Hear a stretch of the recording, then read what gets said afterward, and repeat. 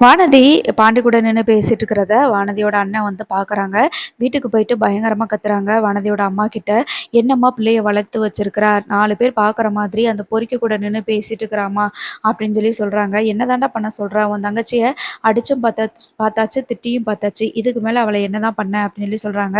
பத்தாக்குறைக்கு அந்த பையனோட வீட்லேயும் போய் நான் சண்டை போட்டுட்டு வந்துட்டேன். அவன் சொல்கிறான், உன் மகளாக வந்து பேசினா உன் தங்கச்சியை வந்து பேசினான்னா நான் பேசத்தான் செய்வேன் அப்படின்னு சொல்லிட்டு அவன் சொல்றான். இதுக்கு மேல என்ன பண்றது? அப்படின்னு சொல்றாங்க. இவ தான் அறிவு கெட்டு போய் பேசினான்னா, அவன் ஏன் பேசணும்? என்னை பார்க்க வராதா? என்கிட்ட பேசாத அப்படின்னு அவன் சொல்ல வேண்டியதானே?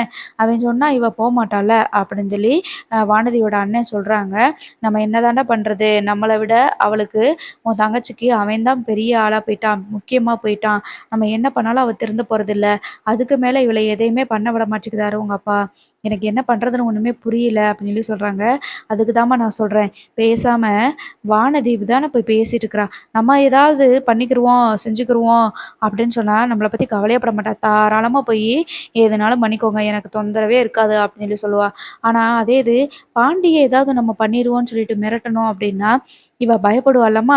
நம்ம போய் பேசினா பாண்டிய இவங்க ஏதாவது பண்ணிருவாங்க அப்படின்னு சொல்லிட்டு பயப்படுவாள்ல. அப்படிதாம்மா இனிமே பண்ணணும் அப்படின்னு சொல்லி சொல்றாங்க.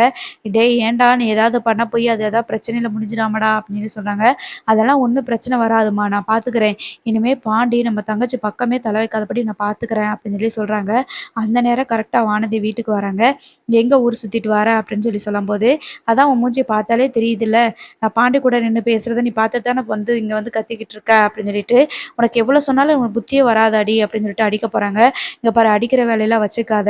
எத்தன தடவ தான் நீ அடிப்ப? நானும் அடி வாங்கிட்டு இருக்க மாட்டேன். திருப்பி உனக்கு குடுத்துருவேன் பார்த்துக்கோ" அப்படின்னு சொல்லி சொல்றாங்க. "இனிமே உன்னைய அடிக்க மாட்டேன்டி. இனிமே அடியெல்லாம் பாண்டிக்கு தான் விழுகும்" அப்படின்னு சொல்லி சொல்ல, உடனே வானதி வந்து சிரிக்கிறாங்க. "என்னது பாண்டிய போய் அடிப்பையா? அவன் மேல கை பட்டுச்சுன்னா நீ உயிரோட இருக்கவே மாட்ட. அது தெரியும்ல உனக்கு?" அப்படின்ற மாதிரி வானதி சொல்றாங்க. என்னதான் நடக்குதுன்னு பார்ப்போம்.